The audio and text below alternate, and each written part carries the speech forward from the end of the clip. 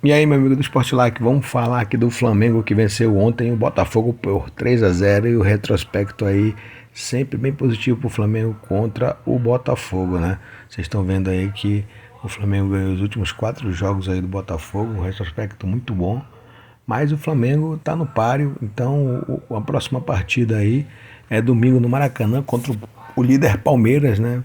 Se o Flamengo ganhar, encosta no Palmeiras de novo, mas se o Palmeiras vencer, o Palmeiras vai se isolar na tabela. E o Mauro César Pereira vai falar um pouco sobre isso aí. Vamos acompanhar os comentários dele. Aproveita aí, se inscreva no canal, deixa aquele like e vamos embora para cima. Do jogo, acho que a gente tem que olhar com uma lupa aqui esses jogos de Flamengo e Palmeiras. Vamos pegar aqui os últimos jogos dos dois, né? Eu acho que existe uma ideia assim, sempre consistente e eu acho que isso não traduz a realidade. O Palmeiras ainda é um time que oscila como praticamente todos os times de futebol do mundo. Dificilmente atinge um nível que você só joga bem e se impõe. Os últimos 3 jogos em casa do Palmeiras foram contra verdadeiras carninhas assadas, né? Juventude, o Faca de Bolo Puma do Red Bull Bragantino e o Vasco, que é um freguesaço do Palmeiras. Vasco é freguesaço do Palmeiras, impressionante, né? Sempre perdendo quando joga com o comando de campo, manda para Brasília, perde em Brasília, não tem problema nenhum. Vamos voltar aqui um pouquinho atrás. Do jogo do River de volta para cá. Foi uma grande atuação? Não foi. Até o começo do segundo tempo, o Palmeiras estava indo para os pênaltis com o River Plate, depois de uma partida excelente do primeiro tempo na Argentina. O jogo de volta não foi tão bom. E até os instantes finais, quando teve o pênalti, o Palmeiras estava ali no risco, né, de tomar um gol. O River Plate pressionou, quase chegou a marcar, mesmo sem o River jogar bem. O River está uma coisa horrorosa. O Armani, um goleiro totalmente superado e tal. Então, a atuação no primeiro tempo na Argentina foi de manual. Segundo tempo não gostei, o time recuou muito e o jogo aqui foi um jogo errático, de bons e maus momentos. Aí teve depois o pênalti, mais um gol, 3-1, aí ficou muito fácil. Mas o jogo não foi simples. Aí ele pega o Bahia, perdeu jogando mal. Aí pega o Vasco, carne assada, saborosa, batatinha cozida, arrozinho, uma delícia, né? Ou uma bacalhoada, se quiser também. Aí, na sequência, São Paulo. Venceu o São Paulo por conta dos erros de arbitragem. Tomou 2 gols no primeiro tempo. No segundo tempo, teve um pênalti contra si não marcado, a não expulsão do Andrés Pereira, e aí teve uma virada sensacional. Mas dentro de um contexto em que não teria certamente virado se tivesse tomado um terceiro gol com homem a menos. Ou seja, a arbitragem errou de forma muito grave. Esse jogo não pode ser olhado sem a interferência do árbitro. E aí vem o Juventude e vem o Bragantino. No sábado, domingo, o Palmeiras vai ter um desafio.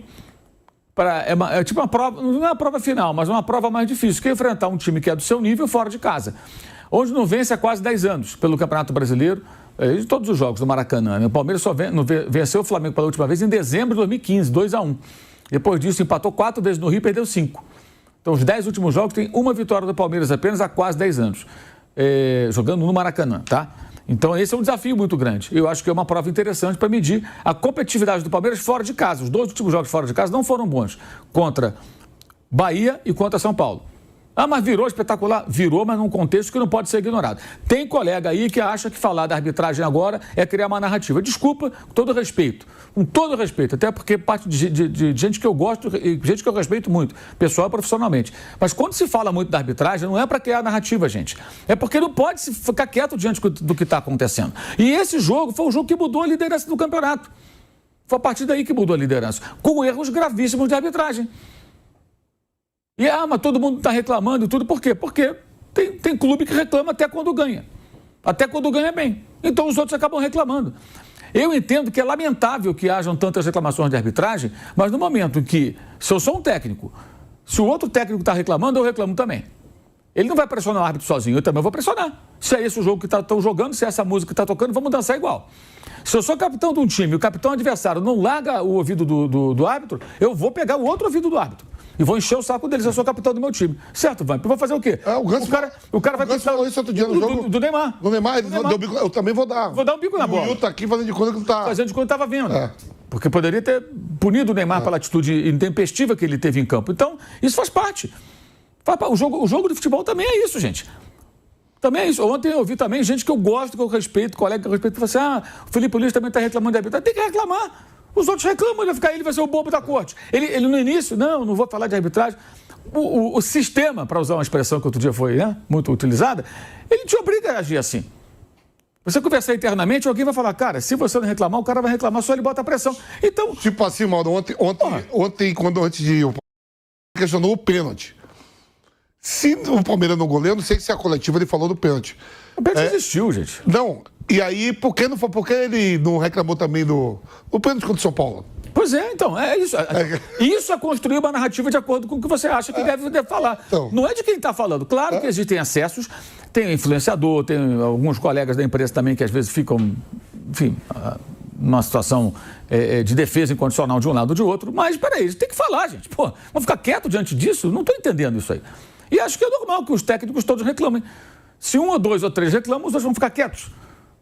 O fala muito do Tite pro Felipão é o quê? Aquilo ali. O Felipão cornetando o Tite, uma hora ele vai lá, fala muito. Tipo, você vai parar de reclamar da arbitragem? Gente, no Brasil, especialmente, o mandante fica sempre no lado direito do banco de reservas, que é o que corre ali, onde corre o bandeirinha, onde corre o auxiliar. O Flamengo, tradicionalmente, ficava sempre no túnel à esquerda do Maracanã, no antigo Maracanã, que é o lado da torcida do Flamengo, né? Onde ela sempre se concentra, né? Claro, quando joga com um time de outro estado, ela se espalha pelo estádio, mas nos clássicos cariocas, então sempre o lado esquerdo, sempre foi assim desde 1950. O Flamengo ficava ali. O Zico subia o túnel ali, ele virava para a esquerda e cumprimentava com seus companheiros da torcida. Quando passou o Mano Menezes para o lado de 2013, não é culpa do Mano não, porque é um hábito de todos os técnicos. Ele falou, não, eu quero ficar do outro lado. E mudou para o outro lado, que é o lado do Bandeira. Todos eles fazem isso e querem ficar ali. Pode reparar, quer ficar do lado do Bandeira. Mesmo que você não vá cornetar o Bandeira, você fala, bem, eu não vou cornetar, mas não vou deixar o outro cornetar. Então, ignorar isso é ser muito ingênuo, gente. Historinha do Boitatá. Então, é isso. Então, se todo mundo corneta, vai cornetar também. Voltando ao Palmeiras, eu acho que no domingo, o Palmeiras tem time para ganhar do Flamengo. Ele pode ganhar o Flamengo, isso é o óbvio que eu estou dizendo, é evidente, estou dizendo porque é preciso registrar, senão os biltres virtuais, aí, os vermes virtuais vão distorcer o que a gente está falando, né? Mas o Palmeiras precisa de uma vitória assim, mostrar fora de casa uma maior competitividade. Os últimos jogos são sensacionais, goleada, muito gol e tal, deitou e rolou, mas pegou adversários muito, muito fracos. O Vasco, dentro do Allianz Parque, foi uma coisa medonha. O Juventude muito fraco e o Red Bull Bragantino tem um retrospecto pavoroso, né? Eu não sei se é esse pior ou aquele época do Barbieri, né? Na reta final, que ele ficou um tempão, o time não ganhava de ninguém. E agora com o Seabra está se repetindo isso. É um time que não compete quase. Chega a fazer 1-0, ou a 5, né? Então, muitas falhas. Não jogou o Cleiton, jogou outro goleiro que falhou também, não foi nada bem. Enfim, o Palmeiras passou o rodo, perfeito, ok. Mas é outro tipo de confronto no domingo, né? Para os dois, vai ser um desafio tremendo e vejamos como vai ser. Mas acho que o Palmeiras ainda é um time que tem grandes momentos, mas tem alguns apagões, algumas fases assim que não são boas. Quando o São Paulo foi assim. Vamos lembrar o jogo do São Paulo. Contra o Bahia, o time não jogou bem. E contra o River aqui em São Paulo também não foi uma grande atuação. O placar até um pouco mentiroso para o que foi a partida. Vai depender. Se o domingo fizer um grande jogo, ele pode vencer tranquilamente. Pode sair com a vitória sem problema nenhum. Mas acho também que é preciso olhar com um pouco mais de atenção. Como o Flamengo também tem as suas oscilações, obviamente, e elas são amplamente discutidas, amplamente debatidas.